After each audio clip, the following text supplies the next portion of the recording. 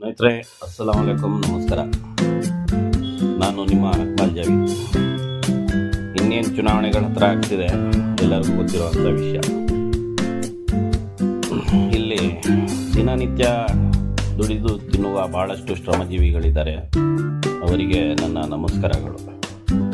ಎರಡನೇದಾಗಿ, ಚುನಾವಣೆ ಸಮಯ ಬಂದ ತಕ್ಷಣ ಅವ್ರಿಗೆ ಏನು ಕೆಲಸ ಇರುತ್ತೋ ಇಲ್ವೋ ಕೆಲವು ಜಾಗಗಳಲ್ಲಿ ಬಂದು ಕೂತ್ಕೋತಾರೆ. ಓ ಅಣ್ಣ ಅಣ್ಣ ನಮಸ್ಕಾರ, ಎಲ್ಲಪ್ಪ ಹೋಗಿದ್ದೆ, ಏನೋ ಸಮಾಚಾರ? ಏನಿಲ್ಲ, ಎಲೆಕ್ಷನ್ ನಿಂತಿದ್ದೀನಿ ಕಣೆಯ, ಎಷ್ಟು ಜನ ತರ್ತೀಯ, ಹೆಂಗೆ ಮಾಡ್ತೀಯಪ್ಪ ನೀನು, ಹೇಳು ಈ ವರ್ಷ. ಅಣ್ಣ ನಾವೆಲ್ಲ ಗೊತ್ತಲ್ಲ ನಿಮಗೇನೆ. ಆಯಿತು. ಮಾರನೇ ದಿವಸ ಬಂದ ಯುವಕ, ಒಂದೆರಡು ಮೂರು ಜನ ಹೋಗ್ಬಿಟ್ಟಿದ್ದಾರೆ. ಏನಪ್ಪ ಎಲ್ಲಪ್ಪ ಅಣ್ಣ, ನೀವು 500 ಅಲ್ಲ 1000 ಹೇಳಿ ಜನ ಕರ್ಕೊಬಂದ್ಬಿಡ್ತೀನಿ ಅಂದರೆ ಕೊಡ್ಬೇಕಣ್ಣ, ದುಡ್ಡಿಲ್ಲ ಯಾರು ಬರಲ್ಲ. ಓ ಹಂಗೇನೆ ನಿನ್ನ ಹತ್ರ ಇರೋದು? ಆಯ್ತು ಬಿಡು, ಯೋಚನೆ ಮಾಡೋಣ, ನಾಳೆ ನೋಡೋಣ.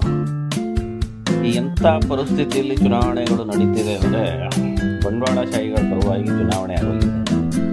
ಮತ್ತು ಈ ಕೆಲವರು ಪಾಪ ಶ್ರಮ ಪಡೋರು ಅದು ಯಾಕೆ ಹೋಗಿ ಹಂಗೆ ಮನೆ ಬಾಗಿಲಿಗೆ ನಿಲ್ತಾರೋ ಅದು ಸಹ ಗೊತ್ತಾಗಲ್ಲ.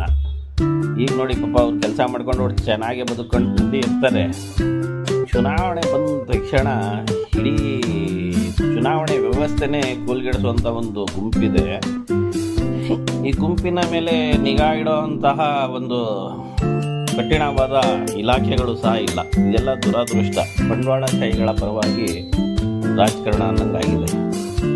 ಇದಕ್ಕೆಲ್ಲ ಸರಿಪಡಿಸಲಿಲ್ಲ ಅಂದರೆ ಮತ್ತೆ ನಿಮ್ಮ ಎಲ್ಲರ ಮಕ್ಕಳು ಗುಲಾಮಗಿರಿಯಲ್ಲೇ ಬದುಕಬೇಕಾಗುತ್ತೆ.